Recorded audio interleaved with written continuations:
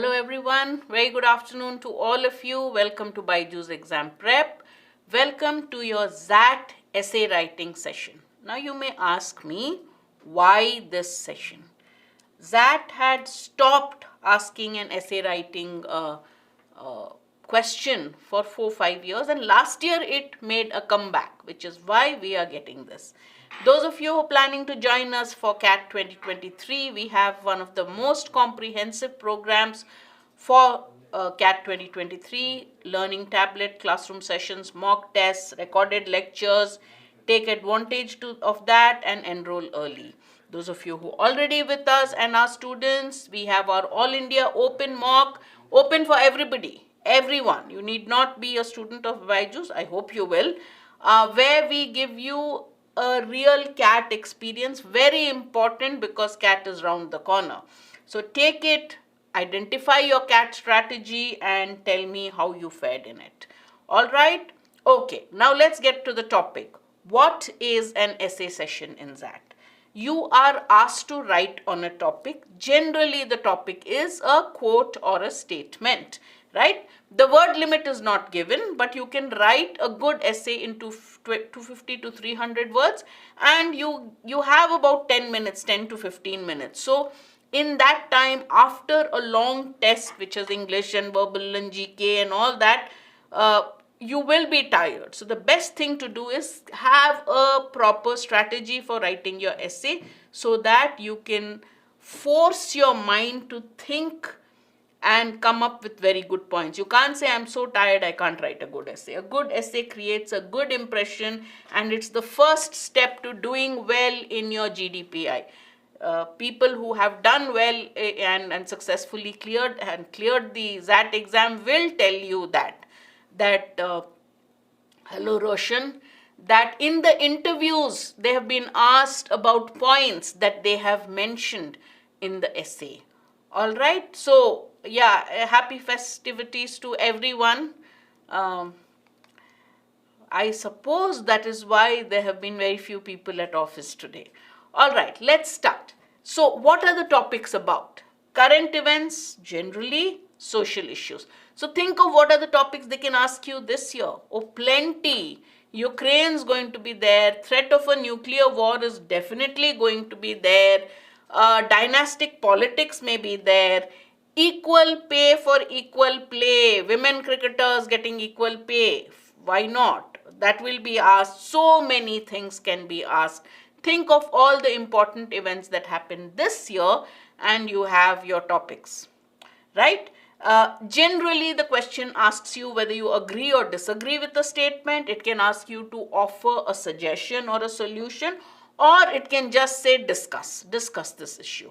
So whatever the question, you look at it and you formulate your answer exactly according to the question, right? Why do they have an essay writing session? CAT doesn't have it. No other exam has it. Or why would XAT ask you to write an essay on a section?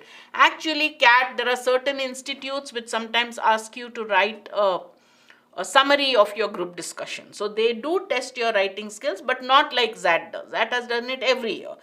They want to look at two things. One, your ability to understand a topic and address it logically and clearly.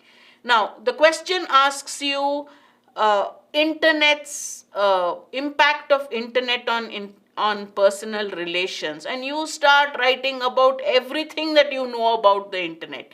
That shows that you are not addressing the topic, right? Your ability to address the issue given. You should not go off at a tangent. Second, okay, I know enough about the topic. Can you write? Your ability to express your thoughts on the topic. And the third one, in essay, Divyashri, in XAT, it is part of the exam. After your multiple choice exam on the various sections are done, they will say now you can write your essay, and the essay topic appears. So you write the exam in the essay in the exam for XAT. This session is about the XAT essay. I will do the CAT, the WAT, the writing assessment test for CAT separately, though the fundamentals are the same. right? The essay writing as such doesn't change. There'll be short topics. CAT doesn't give you that much time, and the pressure on you is different during WAT when you know you're going to go in for an interview. Here it's just the written test, so I think students are in a much better frame of mind when they write an XAT essay, right? So it tests your ability to express your thoughts, your ability to think clearly, and obviously it also tests your knowledge of the subject. So your relevance, your content, and your language. Now, on the topic of language, I want to take you back to it. Some students ask, I don't write perfect English. I don't write flowery English. Perfect English would be good, obviously. But small errors in grammar doesn't really matter, do not really matter. Still, when you're writing, let's say I write, everything is online, okay? In XAT, it is online. This topic is about XAT. Last year, when I tried to write the essay, the keyboard wouldn't work. So I would literally bang with a hammer A and then wait for a minute before it appeared on the screen. Now, I was only there taking the test to know what the test is like. I was looking at the people sitting next to me and I thought, if this happened to either of them, what would their mental condition be? You want to write a lot of things. Thoughts are coming. Last year, the topic was very good. I've given it this year. All right, so it is online. XAT is online, right? So when it is that, then obviously it is online. It happens immediately after the multiple choice test. The moment your time is up for the last section, the essay appears, right? But they tell you, last year I think it allowed us to go back to the exam. It said spend as much time as you want on the essay, if I remember right. I don't remember right now. Yeah, so these are the points it wants to see. In terms of English, you write in your natural style of writing. If you are, see, they don't want Shakespeare's or Wordsworth's there. They just want to know, do you have the ability to express your thoughts well in writing? So sometimes if a word is, if there are minor grammatical errors, nobody bothers. But if you have a very flowery style of writing, it should not look like, what is he trying to say? The key is clarity. If you know that you made your point, that's all they bothered about. All right. Now, generally, as I said, when we are tense, it's better to have your steps in mind. And if you follow the essay writing steps, it will help you a lot. Number one is to understand the topic. That is where you make the biggest mistake. That lot of students do not, can I use this to erase? Yes, I can. A lot of students do not even read the essay properly. Read the topic properly. Then halfway through the essay, you realize, oh, this is not what the topic asked. Half your time is gone and you are now seeing the topic. So make sure you read the topic, you understand it, restate it. When you restate it, when you say it in 2-3 different ways, automatically the points would start appearing in your brain. They say, okay, this is it. All right. Try to brainstorm with yourself all the points connected with the topics, either in terms of for and against or perspectives. All right. Internet has affected personal relations. Or the topic was internet connects people but destroys relationships. Okay, so start thinking, does it connect people? Yes. In what way does it connect people? Blah, blah, blah, blah, blah.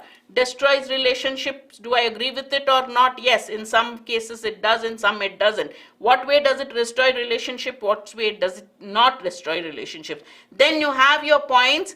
Then you start arranging in order. So number one is to understand the topic. Second, brainstorm all the topics that you can think of. Then have a rough outline. Okay, I have all this. Now, how do I write my essay? What will I write in my introduction? What will I write in the second and third paragraph, and how do I end it? Generally, remember, you won't have time to write more than 4 paragraphs. If you're really very fast at typing or writing, if you really can think fast, maybe you can manage a 5th paragraph. 350 words max you can write in the time allotted. Anyone who does more must be writing a lot. There'll be a lot in terms of quantity, but not in terms of quality. You have to write and write. If it is like WAT, if it is, let's say, they give you a piece of paper and ask you to write, not after cracking XAT, Prabhat, after the during the exam itself, during the XAT, the aptitude test itself, the essay is given as a topic. But they consider it after, if you get the cutoff only. They look at your essay, and there are students who tell me they've been questioned on points they mentioned in their essay in the interview, right? So when you write the essay, remember what your English teacher must have told you when you were in any language teacher, not just English, must have told you in grade 4 or 5 when you started writing those small compositions, my pet, the moon, the sun, my favorite person, the happiest day in my life, or whatever. Your teacher must have told you about a structure. She must have told you have a good introduction. That introduction rule follows you here also. In school, we used to write it and underline it and then write introduction. But now please don't do it. Don't write in bullets. Bullets are easy to read. All of us are in the habit of writing in bullets, but it should be a free-flowing essay, not bullets. All right? Have a clear introduction. What am I going to say about the topic? If it is for and against, and you have decided that you're going to support the topic, right? Then you say, in my introduction, I'll write, okay, this is the topic, but I believe this is correct, though there are many points against it. So think of what you're going to say about the topic in the introduction itself. The body of the paragraph is where you explain why you have that stand, where you explain what you feel about the topic, should be about 3 or 4 points, 3 or 4 paragraphs. Finally, you sum up all the points you've made in the essay in the conclusion, right? A clear, you think these rules are very simplistic. They are not simplistic, they are simple. They work. You try it for any topic and you'll see that it works.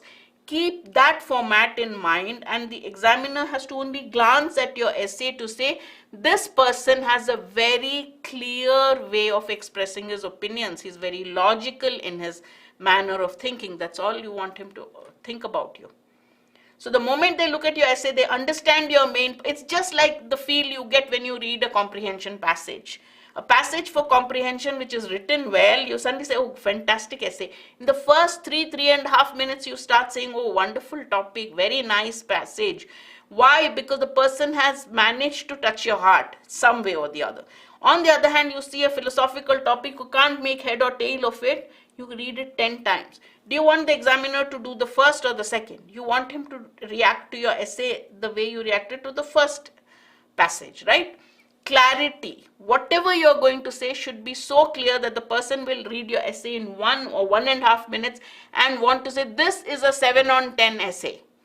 And then start saying, no, you know what, I can give him more probably. That should be the attitude, and that comes with a lot of practice.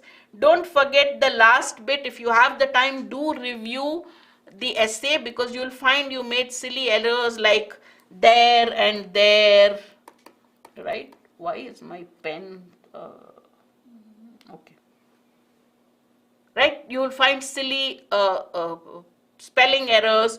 You can correct them. That is the reason why we tell you review the essay once. Okay, can I add something? Now, because it's online XAT, you can even delete some lines, add something. You can change the order of your paragraphs probably. That will help. All right. 3 things that students often ask me. How long should my introduction be? Obviously, if the essay is 350, 400 words long, you can't have an introduction that is 200 words long, right? So what it should be short, ideally 3 to 4 sentences, maybe 6 max. All right. Then it should, what is the point of an introduction? It prepares the ground for the main point of your essay. Look, this is what I'm going to say. That's what you're telling the examiner. So you can start by, let's say they ask you about the threat of a nuclear war has increased exponentially, right? If they give this, what is the context? Why in 2022 does somebody talk about nuclear war? After the Cold War, the threat of nuclear war seemed to have gone down. Then the background, why is everybody talking about the dirty bomb, as they call it? Why is everybody talking about it? Because of the Ukraine war. So give a little background information on why a topic is relevant, right? Because of Putin's threats, suddenly it's relevant. So you say Russia's threats of using nuclear weapons makes the threat of a nuclear war seem more real, like it's going to happen very soon. After you've given the background information, then you can start. Or you can give background information of the most general sort, like defining a topic. Sometimes they give you quotes where they have a lot of terms, and those terms need to be explained in your own words. So you can do that. If nothing works, start directly. Okay? The body of your essay is most important. Two things you need to definitely add there are, you make a claim. If you leave it as a claim, that becomes an opinion.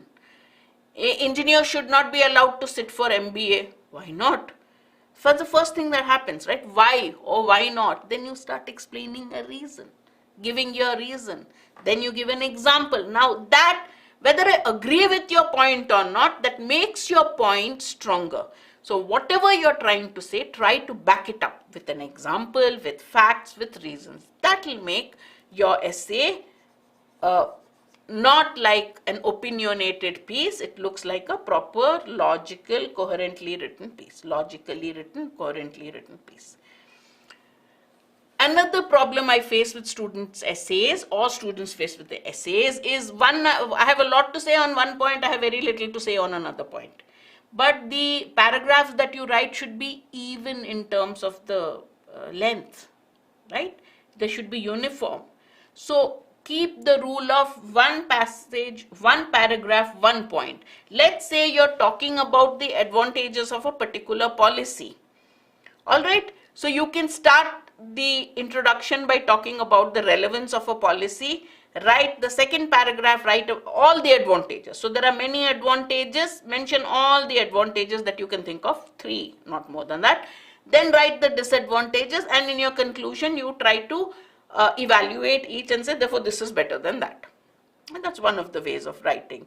Now, the point that is given to you, let's say, is dowry is a great evil. That's what the topic that was given once was, is dowry a necessary evil or an evil? And you said there's nothing necessary about dowry, so it is an evil. If your point is to tell how dowry is an evil, give a reason. Why do you think dowry is an evil? After that, give an example. Why, what happens in the practice of dowry? And then restate the main point so that there is further emphasis on your point. For example, something like, dowry is an evil, so we should have laws against dowry. The present laws are not good enough. Okay, why? Because in most cases what happened, blah, blah, blah. Then you say, therefore, one should have strong laws and a strict implementation of the laws against dowry. Clear? The conclusion, similarly, among introduction and conclusion, both should be of equal length, and the rest would be, you come up with all the reasons first, okay? Kaushal, you write all the advantages, all the disadvantages there are none. It started as a traditional practice. So what is the problem with dowry? It started as a traditional practice. The traditional practice that started it was at a time when, one, women were not educated. It talked about a different time altogether. Women were not educated, women did not have a share in the parental property, and most of the people had agro-based, we had a mostly agro-based economy. So people lived on either land, agriculture. So they didn't have these jobs where you got salary. So there was property, and a girl did not have a share in the parental property. So then you would say, okay, listen, traditionally this was how it was justified. It was justified as dayad, or a gift to a girl during her marriage, because after marriage she becomes another family, and nobody gives her, the boys in the family wouldn't allow her to take anything from the family. So whatever could be given as a gift. The second reason for that was girls were not educated. Should something happen, some mishap happen, she'll have something to fall back on, which is why the richer families gave land also.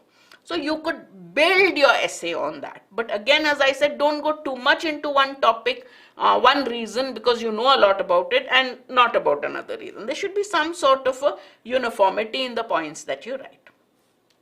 Right? Similarly, the conclusion. The conclusion should be about 3-4 sentences long, where you restate all the main points that were given. All right. Yeah, all the reasons that you think of, Kaushal, good. But remember that these were the reasons why dowry was taken in the past. These were the reasons why it's taken now. In the past, probably you could justify it, not anymore. Right? And then you talk about suggestions. So there should be an order. All right. Similarly, in the conclusion, you sum up the main points of the passage.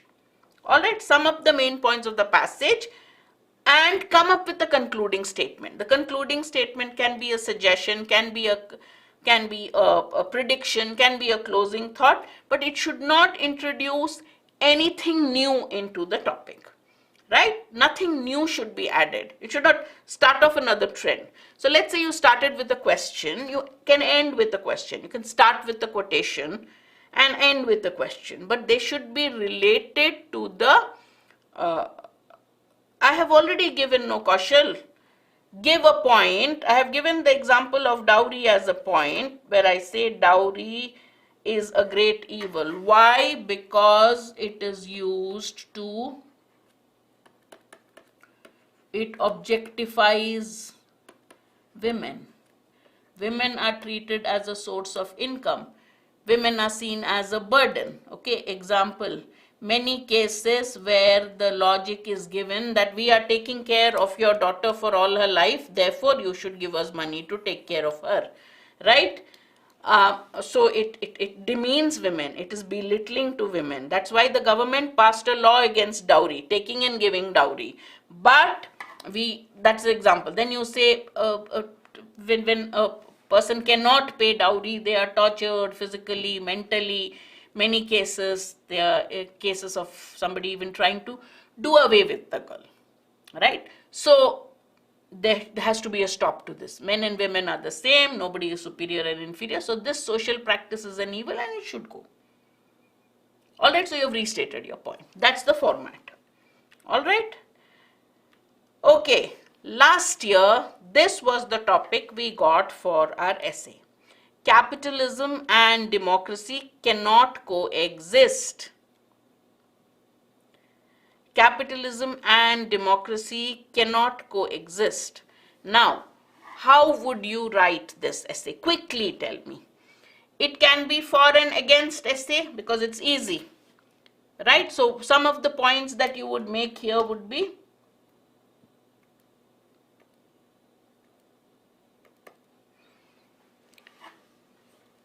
can coexist, cannot coexist, right? Hrithik, we generally avoid personal examples. You should, so we say follow the inverted pyramid where it comes to examples, something which is global, national, general, that people can relate to. Personal examples, certain topics, they'll say, what do you think? Then you give it. Otherwise, personal examples are generally worst avoided. I remember once there was an essay that working women don't make good mothers, and one student had written an entire essay on his own family, how everybody in his family is a working woman, everybody has done well. Paragraph 1, my grandmother was a working woman, did very well. Paragraph 2, mom is a working woman, did very well. Paragraph 3, sister is a working woman, did very well. Therefore, how can you say working women don't make good mothers? Then it becomes my story, therefore you accept it, right? So very specific instances, personal instances, we generally don't, but you can personalize a certain thing. Like, for example, you say, do children follow their parents' professions? You can give your own personal, you give examples, ideas, why, and in my own case, this is the what. One sentence or two doesn't matter. Right, so this can be a for and against topic. So first you will brainstorm for and against. Before that, you probably have to describe what is capitalism in your own words and democracy in your own words, and see why is it that the whole question becomes relevant or irrelevant. You'd say the greatest capitalist country in the world also calls itself the greatest democracy. Yeah, so start by arguing, or why they cannot coexist. You can start giving examples. right? So you have an essay on your hand. Just give examples of India, USA, about capitalism, about how individual rights are not generally not given much importance in socialist or even mixed economies. Come up with any number. But on the other hand, if you are against capitalism, you can say yes, democracy is all about power to the majority, and capitalist system believes that the person who can make more money should make the most money and he can do whatever he wants. So in that system, it becomes a very unequal kind of society. Therefore, if the ideals of democracy cannot be fulfilled in a capitalist economy or in capitalism. So define capitalism, define democracy, describe capitalism, describe democracy in your own words, and then give your opinion. Given this way, can they coexist? Yes, provided you have a good government with a welfare policy is in place, especially health is taken care of, and some kind of job security is taken care of. So it calls itself a capitalism, but it believes in a welfare economy, something like the system that England followed, not America. Or you can say no, they cannot coexist. Look at what America has become now. Only the rich are getting richer, and the whole ideals of democracy, when you don't have economic freedom, where do you talk of freedom of speech and other things? So you can give examples of that. Finally, in the conclusion, you give your own views on whether you think they coexist or not. They call themselves democracy, but they're not actually democracy. So many thoughts and ideas would come. Agreed? All right. I have shared with you topics that appeared from 2012 to 2017. Which topic is the easiest for you to answer? Quickly tell me before we wind up with your questions and my thoughts on it. Which of these is a topic you would like to write an essay on? Go home and write about it. Go home, you're probably at home only. Look at the steps I taught you and see if you can write on it. Okay, give yourself about 10 to 12 minutes and sit down and say, okay, let me understand the topic. Make sure there's a good introduction. What would I write in the 3 main points? How do I? So follow all the topics. Technology and nature, natural enemies. Yeah, Kaushal also thought of that. Technology and nature. All right, many students didn't understand the meaning of jingoism in 2016. Jingoism, fanaticism, excessive love for one's community or country. It's jingoism, right? Listening is a dying art. How many of us really listen to understand? We only listen because we're aggressive. Oh, you're trying to point a fault at me, I'm going to refute. Good one. Corruption is the root cause. See, you can make this a for and against topic by saying one of the causes, not the root cause, or you can really build an argument as to why it is the root cause. Right? The intangibles in life. Somebody said the most beautiful things in life are free. Somebody else said the most beautiful things in life are not things. Right? And somebody said the adoration in the eyes of a pet when you come back home after a hard day's work. Who can match that? Right? So the most beautiful things in life can neither be seen nor touched, but only felt. The beautiful intangibles of life. Now this would be a difficult essay to write because it's only your opinion on various things, but you try to, it tests mostly your language and your power to organize things. Right? The other things, at least you have examples. Okay? You can give examples of that can be relatable to everybody, not personal examples in this. Right? You say the beauty of nature, right? The beauty of a child's smile, the beauty of mother's love or anyone's love that you feel. You can write like that, but it's hard to write. So here the preparation, the planning has to be really good. All right. Okay, now quickly I'll take your questions for the next 5-10 minutes. Any questions? I'll take it. Why not? Why not? You can include. See, don't get restricted by, can I do this? What will people think about it? You write. do not drop names, do not make extreme communal, ethnically sensitive comments, because you don't know what your exam. Anyway, as students aspiring to a postgraduate degree in management, you are expected to be rational, objective people. So you should not write anything that would hurt a particular segment of society. But including terms like freedom and all, absolutely fine. Don't outguess all that. Whatever comes to your mind first, brainstorm, and then say, okay, this sounds good, this sounds good. Keep it, be sensitive that other people do not get upset. One incident cannot be an all-round essay, no, Divyashri. Many incidents, but each one in a different topic. Many examples in different topics, in different paragraphs. So think of what you're going to write. And then you say, okay, for this I'll give an example of this, for this I'll give this example, for this I'll give this example. Relatable examples. The joy that you feel when you've achieved something, but the joy that you feel when, let's say, your younger sister, brother, sibling, somebody, or your best friend achieves his dream or her dream. Somebody said, more than me achieving my dream of getting into an IIM, when my friend got through, I felt doubly joyful, because for him it was a much bigger struggle than me. So that's an intangible. You can't explain it. You can't touch it. So you can write anything. Only problem is, don't go stray from the topic. Make sure you're relevant to the topic, and make sure the introduction doesn't become this long and then you say, oh, I've run out of time, write the conclusion. Plan it properly, plan it, organize it, then write, and then take some time to review your essay. All right? Okay, and remember, practice all the topics that I've given you. Pick up. First one is last year's, pick that up. Write it under exam conditions. So 10 minutes, write it and see how you do in it, following all the steps. Okay, and then choose the last 5 years topics. Then you already prepared for the essay, not just for XAT, also for CAT. Then we'll again have a session on CAT where we'll take CAT topics and discuss them.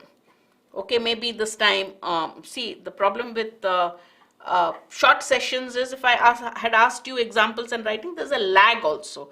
So it would take me more time to get your views on it. But as you start typing, like some of you did, that's okay.